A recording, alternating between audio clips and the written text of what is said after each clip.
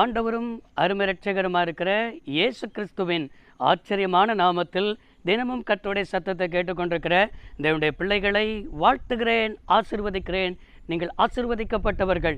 இந்த நாளிலும் கூட பரிசுத்த தேவன் உங்களை பார்த்து சொல்கிற ஒரு வார்த்தை, தேவ திட்டம் நிறைவேறும் என்பதாக ஆண்டவர் சொல்லி கொண்டிருக்கிறார். எனக்கு அருமையான தேவனுடைய பிள்ளைகளே, சில சமயத்தில் மாதங்கள் ஆகலாம், வருஷங்கள் ஆகலாம். ஆனால் அவர் உங்களை குறித்து, உங்களுடைய குடும்பத்தை குறித்து, உங்களுடைய பிள்ளைகளை குறித்து வைத்திருக்கிற திட்டத்தை நிறைவேற்றி முடிக்க வல்லமையுள்ள தேவன் என்பதை புரிந்து கொள்ள வேண்டும். நம்முடைய ஆண்டவராக இருக்கிற தெய்வம் அன்றைக்கு யோசேப்பை குறித்து ஒரு பெரிய திட்டத்தை ஆண்டவர் வைத்திருந்தார். அந்த திட்டத்தை அவனுக்கு சொப்பனத்தில் வெளிப்படுத்துகிறார். ஆதியாகமம் 37ஆம் அதிகாரம் 9வது வசனத்தில் வாசிக்கிறோம். யோசேப்பு தன் சகோதரர்களை நோக்கி, சூரியனும் சந்திரனும் 11 நட்சத்திரங்களும் அவனை வணங்கும் என்கிறதான தரிசனத்தை தன் சகோதரனோடு பகிர்ந்து கொள்கிறான். இந்த சொப்பனத்தை என்னைக்கு கண்டு தன் சகோதரனிடத்தில் பகிர்ந்து கொண்டானோ அன்னையிலிருந்து அவர்கள் அவன் மேல் போராமை கொண்டார்கள். அழித்து விட வேண்டும் என்று சொல்லி நினைத்தார்கள்.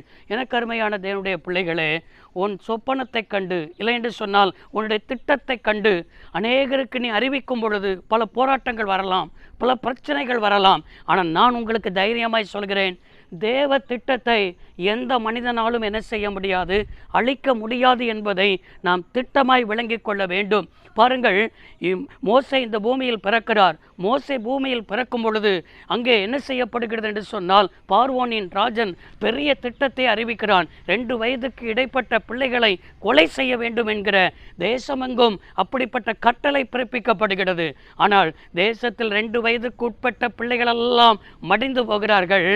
தேவ திட்டமுள்ள மோசே அவன் என்ன செய்தான், காக்கப்பட்டதாக பார்க்கிறோம். ஒரு மனிதன் மேல் தேவ திட்டம் இருக்கும் என்றால், ஒரு குடும்பத்தின் மேல் தேவ திட்டம் இருக்கும் என்றால், மனிதர்கள் பார்வோனை போல மனிதர்கள் வருவார்கள், ஏரோதை போல மனிதர்கள் வருவார்கள். எத்தனை பாடுகள் வந்தாலும் தேவனுடைய திட்டம் என்ன செய்யும் என்றால், அவருடைய யோசேப்பு மேல் வைத்த தேவ திட்டம், அவர் சொன்ன வார்த்தை நிறைவேறும் அளவும் அவருடைய வசனம் இந்த யோசேப்பை புடமிட்டது. இந்த புடமிடுகிற காலம் எப்படிப்பட்ட காலம் என்றால், சில வேதனையாக தான் இருக்கும், சில பொறுமையை கற்றுக்கொள்ளுகிறதை போல தான் இருக்கும். ஆனால் இந்த காலம்தான் ஆண்டவர் நடத்துகிற பாதைங்க.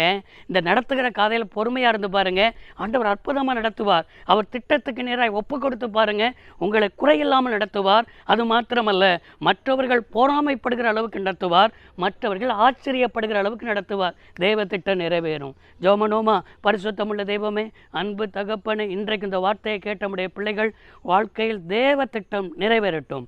இயேசு இரட்சக நாமத்தில் பிதாவே, ஆமென். கர்த்தர் உங்களை ஆசீர்வதிப்பாராக. God bless you all.